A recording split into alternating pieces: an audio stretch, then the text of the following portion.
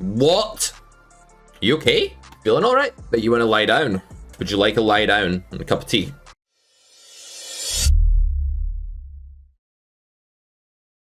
Yo.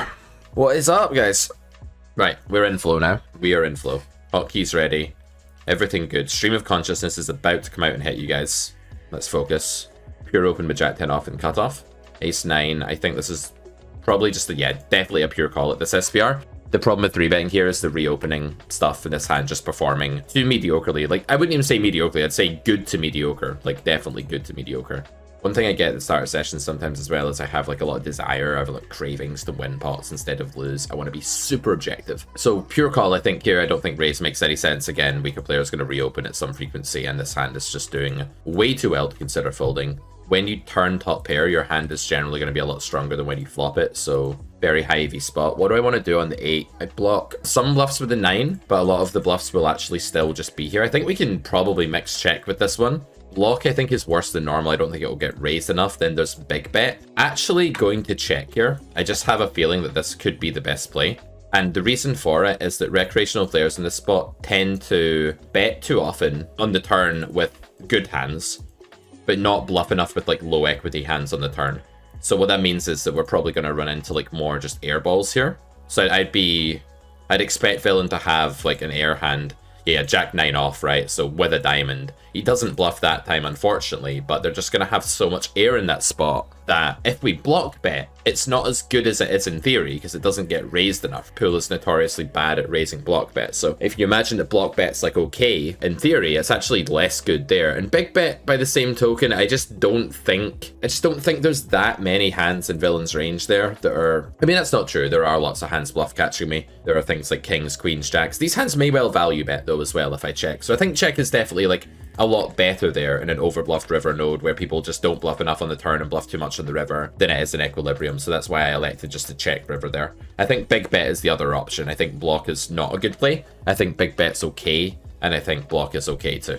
There probably also won't be enough flush draw reaching that node. So I have more equity than normal, which justifies the big bet.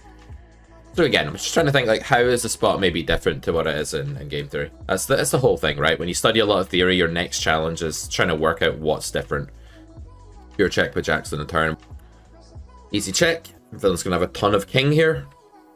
Cannot value bet. You'll also have some hands like this, but still the jacks is not going to be a value bet. Some king X there is going to be bottom of value range. Guys, watching a Carrot Poker School training video is like getting an elite academic education in cash game poker that you simply cannot get anywhere else.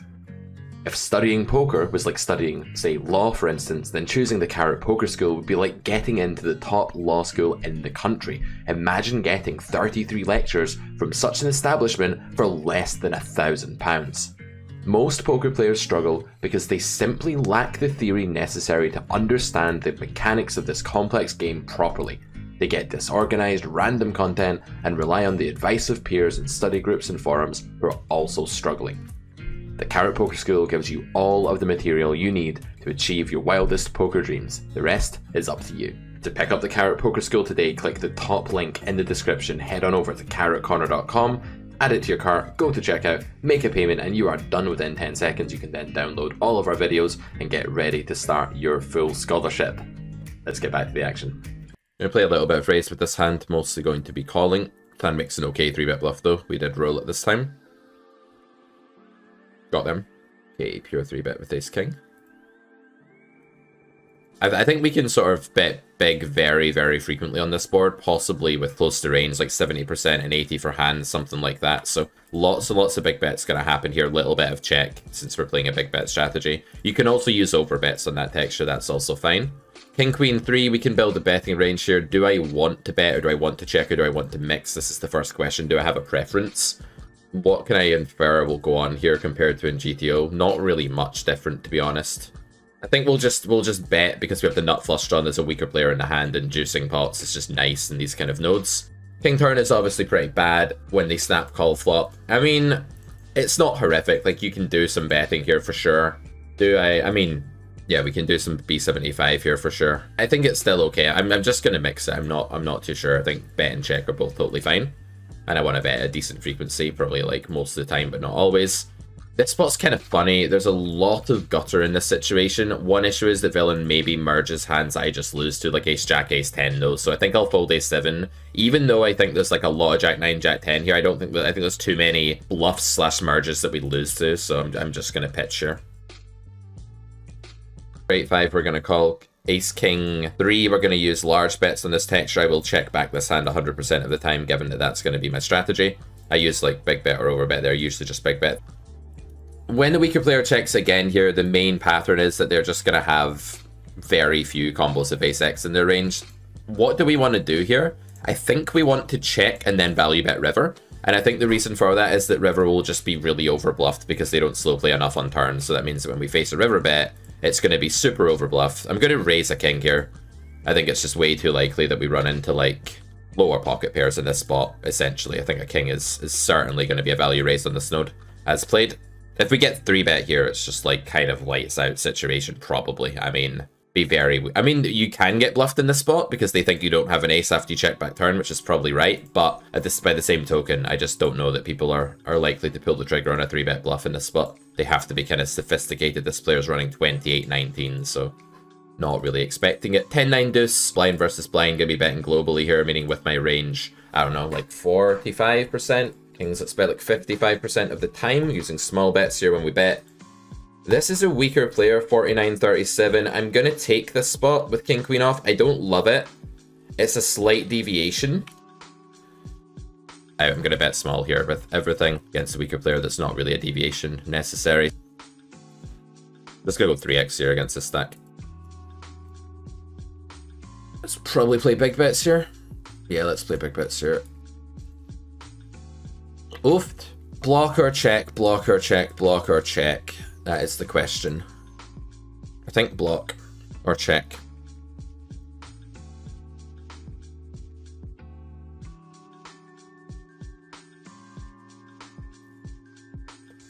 Eights, I think, is what we against here. UTG, this is a pure continue, 0 raise. Yeah, pretty sure. Yeah, I think block bets the sizing there with aces if I'm going to bet. The other option is check. I think I prefer block. I think it's just a better way to go. We unblock calling range here. We definitely want to check often with this hand. I'm going to mix 60 check and 40. Oh, this is a huge, huge hand. It's like big bet the sizing when I bet and I get raised by flushes. I'm going to check this time anyway. Oh, he just snap checks, unfortunate. I'm going to check raise. I rolled an 81. He had 6s. So when you block the 8 there, the pattern is that you block calls and you unblock more polar hands, more bets. So I think check raise is maybe just the best play there, actually. It's a pattern in GTO, like checking your rivered set is a big pattern because it just blocks calling range, like for the most part, is what's going on there, right? Let's keep mining. One day we'll flop a set. I told you guys! One day we'll flop a set. There we go. This is actually a boat, but close enough. Don't have a lot of 7x from the small blind, so we'll check range. Check range against the check raise against the weaker player looks good. This is actually a pink tag looking guy. Again, I'll just go really big here. I'm not in the market for slow playing this spot. My raising range is typically really strong hands. Let's mix queen jack under the gun. B75 shove. Have you seen a cleaner B75 shove spot in all of your life? I have not. I have not, guys. I have never seen such a good spot for B75 jam. Okay, let's fade kings. Did this guy raise pre? Yeah, he's the pre-flop raiser, right? So let's fade kings. Hopefully run into a flush or something. What? You okay? Feeling alright? But you want to lie down? Would you like a lie down and a cup of tea? Nightwolf again. Recovered from his cup of tea. This player's very stationary, but do I want 3 with this hand? I think I want 2. I think I want them to bluff. Okay, now I want 3. Now I want 2. Did you just min 3-bet me, bro? Is that what you just did? You just min fucking 3-bet the small blind, yeah? 9, please. Did you just do that? Legit, like straight up, you just did that. You just min 3-bet the small blind. And then you half-potted the flop. You have an overpair, yeah? Am I just dead? Half-pot into 2 people? After min 3-betting with this stack and they're 18-9 so far? I'm just gonna fucking fold the flop. Problem is, I'm not stacking off. I'm gonna fold the fucking flop. I'll tell you why. I'm not stacking off that hand. I'm just not. Here we go, Nightwolf. Let's fucking dance. Let's keep dancing, my friend. I'm Not stacking off that hand, and if I check there, I would just realize equity so badly. Like, okay, they might have ace-king sometimes and be c-betting, but they may not c-bet into 2 people with that. They look like a net, and they just min 3-bet and then c-bet half pawn to 2 people. Maybe I should call, but like, I think it's super close, actually. I think it's super close. Right, we need a flush here. Okay, we're not going to get the chance to make one. Right, let's go like 55 or something with this. Ace-9 is a fold in these positions. Against overbet, I will play... Will I play any raise?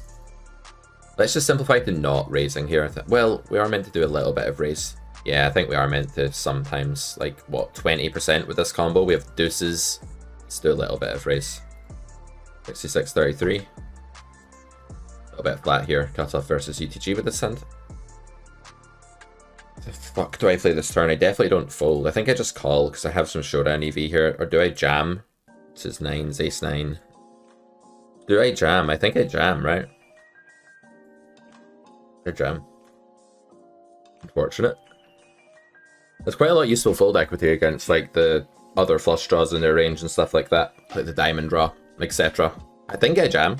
I can maybe call though, because I think the hand has some degree of showdown value, but there must be some jam there, because I have like some 2-pair that jams and some sets that jam. So it must be okay, I think. I think this is just going to be a call. Nice, see the slow play with the sets. Okay. What are we saying? Okay, so can we call here? I think we can call or 4-bet. I'm going to 4-bet this like 75% of the time though. It's usually a 4-bet in these positions. Don't know the opponent. Call here against Mr. Flowwater. This could just be a net actually, in which case this is just not a great 4-bet, but we'll see. A really bad spot for my range actually, but this hand with dead suit. I'm going to just check here. I could build like a range bet strat, but solve it on stream. I could do. Right, what do we think is going on now? We block ace queen, but we also block 10s, which isn't ideal. I think we should probably start bluffing at some frequency here. I don't really know, but I think we should. I'm going to start by betting a third. I expect this to get called a lot. I do not know this player. Next river. I block ace queen. I unblock folds. I'm going to jam here. Definitely jamming here. Don't call me. Please don't call me. Yes, boys! Yeah, I feel like that line's overfolded after they check back flop call turn there. I think it might be a recreational as well. I think they just have jacks. And it's like, if they want to call me with jacks, not only jacks, but I think jacks is like a fucking massive part of their range. If they want to call me with jacks, then fine. But yeah, I feel like that's the right play. You got to do it, man, when you think it's right. You got to go with your gut. Let's seize your moment. Check here in good old GTO styly. Check raise seems good. God, this is a gross fucking spot. What am I playing in this situation? What sizing am I actually playing? I don't know. Like, probably big bet when I'm betting.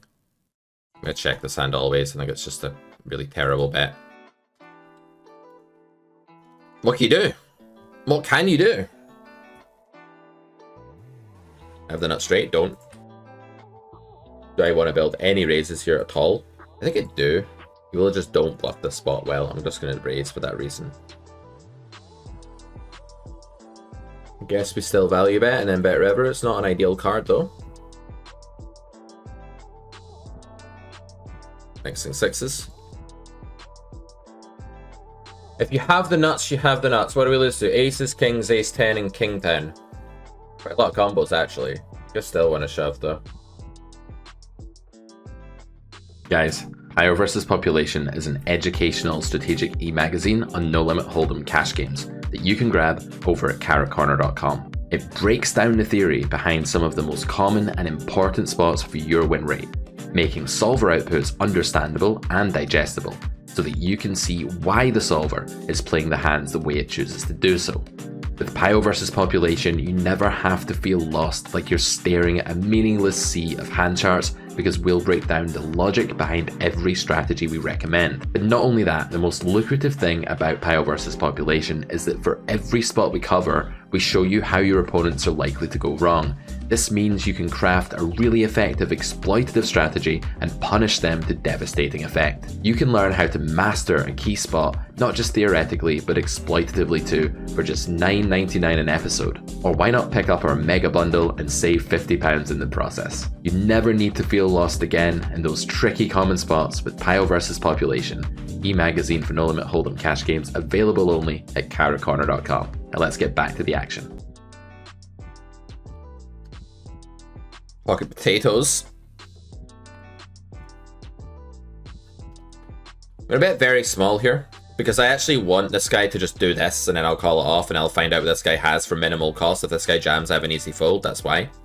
I wanted this player to just go all in, but if this player jammed, I wanted to have invested nothing, but I didn't want to let it check through. That's why I took this line. I think it was genius. I think it was literally the best play that anyone's ever made, ever. Let's bet like 45% of the time here. Oh my god. What a turn. What a turn. Underbluff spot by me as well. Like, how do I bluff enough here? Like, how do I have the bluffs? Fours with a club? Like, what am I bluffing? Let's go 65, 40, something like that. I don't think this is really the one.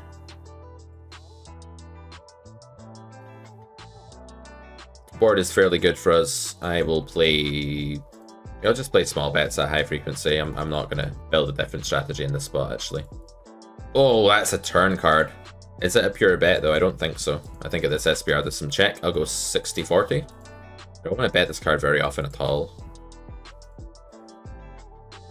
Yeah.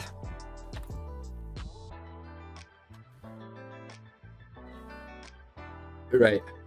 King 8. Mix. Sevens. Play big bet here. I think you can bluff with sevens sometimes in this node, maybe. Probably not, actually. No, we're playing small bets. What the fuck am I talking about? I'm playing small bets. I don't think this is out of the question for betting. I'm going to usually check, but I'll bet it sometimes, and this is one of those times. The fold equity is kind of useful. This is definitely like a reasonably high frequency turn bluff now. This spot's probably overfolded actually on this card. I'm just going to pure bet here. I don't usually exploit against regs. I just feel like this spot is overfolded, so I'm going to bet. Can do some big bet with this hand. I mean, I do have the 7 of diamonds, so I don't think that really matters. I think aces ace jack are too much of their range here, quite honestly. There's some ace queen. I'm going to check this one. I don't think this is the one to bluff. Ace queen with a diamond. Yeah, okay. I like it though. I like the line. Small here for obvious reasons. Stack depth, blah, blah, blah. Snap. Did you see the speed of that call? It was like, fuck you, give me your money. Yo, fuck you, give me your money.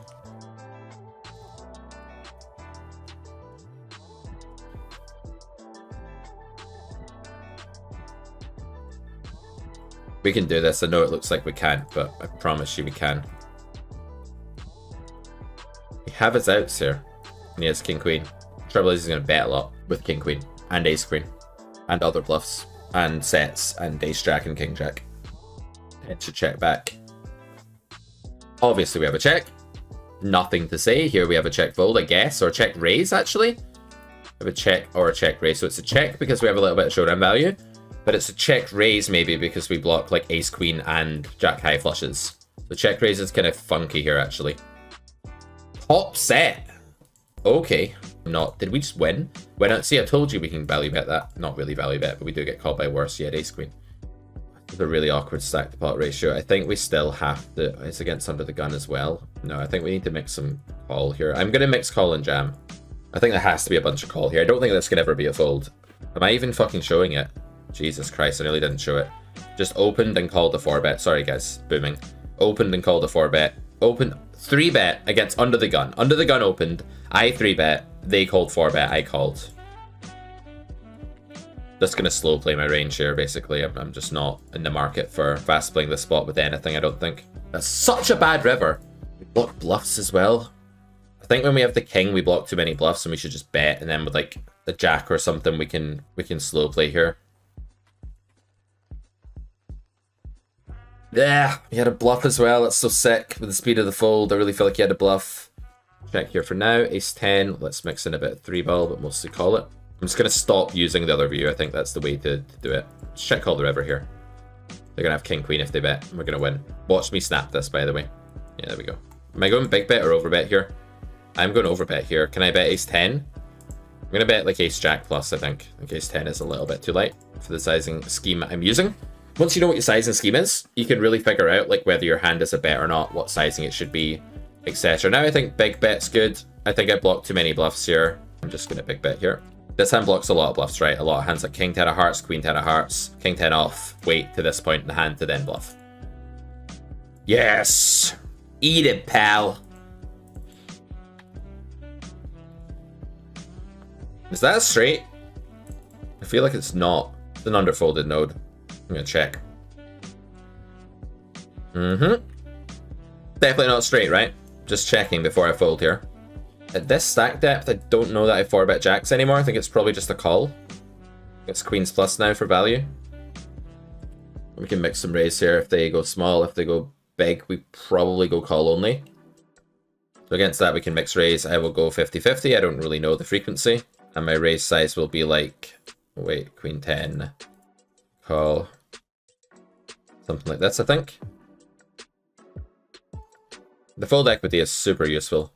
10-6-4, I want to bet this frequently.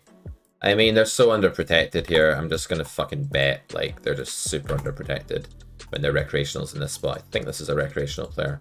Yeah, I think we can get away with just pure betting turn. I think they're just too condensed and not got enough good stuff. So I'm going to make this play 100% of the time. I just think it's superior. What happened? I got 3-bet? I got 3-bet? What? Let's pull up the session graph, actually. Let's see how we actually did for the day. So pull up the graph for you guys. So we're up 500 and a bit dollars. Basically, we won what we lost in the Easty stream, like, basically. So our all-in EV was actually better than our... I thought we were running bad in all-in EV.